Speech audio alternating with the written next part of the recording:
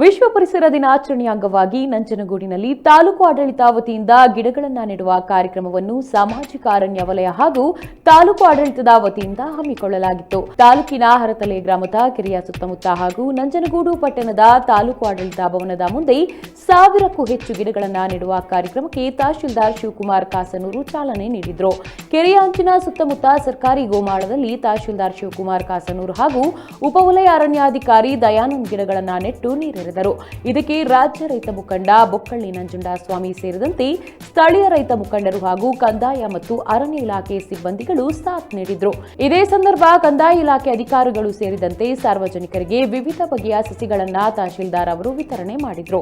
ನಂತರ ತಹಶೀಲ್ದಾರ್ ಶಿವಕುಮಾರ್ ಕಾಸನೂರ್ ಮತ್ತು ರೈತ ಮುಖಂಡ ಬೊಕ್ಕಳ್ಳಿ ನಂಜುಂಡಸ್ವಾಮಿ ಮಾತನಾಡಿ, ವಿಶ್ವ ಪರಿಸರ ದಿನಾಚರಣೆ ಅಂಗವಾಗಿ ತಾಲೂಕಿನ ಹರತಲೆ ಗ್ರಾಮದ ಕೆರೆಯಂಗಳ ಹಾಗೂ ತಾಲೂಕು ಆಡಳಿತ ಭವನದ ಮುಂದೆ ಸಾವಿರಾರು ಗಿಡಗಳನ್ನು ನೆಟ್ಟು ಪರಿಸರ ರಕ್ಷಣೆ ಮಾಡಲಾಗುತ್ತದೆ ಎಂದು ತಿಳಿಸಿದರು. ಹಾಗೆಯೇ ಈ ಕಾರ್ಯಕ್ರಮದ ಬಗ್ಗೆ ವಿವರಣೆ ಕೂಡ ನೀಡಿದರು.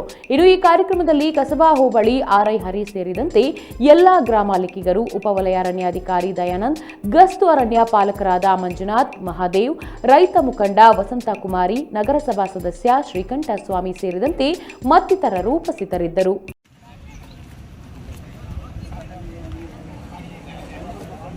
ನಮಸ್ಕಾರ. ಎಲ್ಲರಿಗೂ ವಿಶ್ವ ಪರಿಸರ ದಿನಾಚರಣೆ ಶುಭಾಶಯಗಳು. ಇಂದು ನಾವು ಹತ್ತಲ ಕೆರೆ ಮತ್ತು ನಮ್ಮ ತಾಲೂಕು ಆಡಳಿತ ಕಚೇರಿ ಮುಂದೆ ಗಿಡ ನೆಡುವ ಮೂಲಕ ಪರಿಸರ ದಿನಾಚರಣೆ ಅಂಗವಾಗಿ ನಾವು ಆಚರಣೆ ಮಾಡ್ತಾಯಿದ್ದೀವಿ. ಸೊ ಈ ದಿನ ಸುಮಾರು ಅಲ್ಲಿ ಹರತಲೆ ಕೆರೆಯಲ್ಲಿ 1000 ಗಿಡ ನೆಟ್ಟಕ್ಕೆ ಯೋಜನೆ ಮಾಡ್ಕೊಂಡು ಅಲ್ಲಿ ಪ್ರಾರಂಭ ಮಾಡಿ ಇಲ್ಲಿ ಬಂದಿರೋದು. ಸೊ ಇಲ್ಲಿ ಅರೌಂಡ್ 40 ಗಿಡನೂ ನೆಡ್ತಾ ಇದ್ದೀವಿ. ಸೊ ಅಲ್ಲಿ ಗ್ರೀನ್ ಫೆನ್ಸಿಂಗ್ ಅಂತ ಕಾನ್ಸೆಪ್ಟು, ಅಂದರೆ ಕೆರೆ ಒತ್ತುವರಿ ಇನ್ ಕೇಸ್ ಮಾಡ್ಕೊಂಡು ಟ್ರೆಂಚ್ ಮಾಡಿದ ನಂತರ ಸೊ ಆ ಬಾರ್ಡ್ರಲ್ಲಿ ಅದು ಮತ್ತೆ ಒತ್ತುವರಿ ಆಗಬಾರ್ದು ಅನ್ನೋದು ನಿಟ್ಟಿನಲ್ಲಿ ನಾವು ಗ್ರೀನ್ ಫೆನ್ಸಿಂಗ್ ಮೂಲಕ 1000 ಗಿಡ ನೆಟ್ಟು ಅದು ಕೆರೆಯನ್ನು ಸಂರಕ್ಷಣೆ ಮಾಡೋದು ಒಂದು ಉದ್ದೇಶಕ್ಕಾಗಿ ನಾವು MG ನರೇಗಾ ಸೋಷಿಯಲ್ ಫಾರೆಸ್ಟ್ರಿ ಅವ್ರದ್ದು ಕಡೆಯಿಂದ ಅವರ ಒಂದು ಸಪೋರ್ಟಿಂಗ್ ಮೂಲಕ ನಾವು ಗಿಡವನ್ನು ಅವ್ರ ಮೂಲಕನೇ ತೊಗೊಂಡು ನೆಡ್ತಾ ಇರೋದು. ಸೊ ಬರೋ ದಿನಗಳಲ್ಲಿ ಒಂದೇ ಕೆರೆ ಅಲ್ಲ, ಸುಮಾರು ಕೆರೆಗಳು ನಾವು ಇನ್ ಕೇಸು ನಾಡಿನ ಜನತೆಗೆ ವಿಶ್ವ ಪರಿಸರ ದಿನಾಚರಣೆಯ ಹಾರ್ದಿಕ ಶುಭಾಶಯಗಳು. ಇದು ಪ್ರತಿ ವರ್ಷ ಬರ್ತದೆ, ಪ್ರತಿ ವರ್ಷ ಹೋಗುತ್ತೆ. ಆದರೆ ಬರೀ ಬೋರ್ಡ್ ಹಾಕೋದು, ಬ್ಯಾನರ್ ಬೆಳೆಸೋದು ಮುಖ್ಯ ಅಲ್ಲ.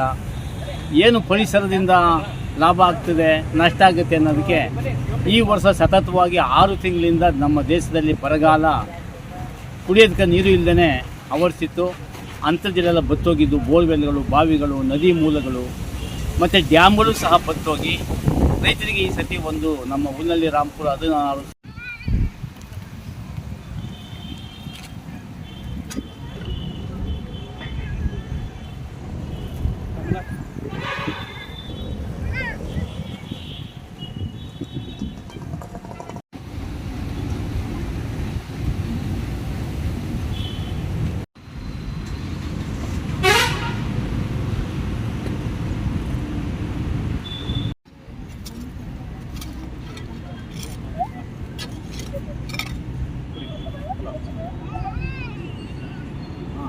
Okay.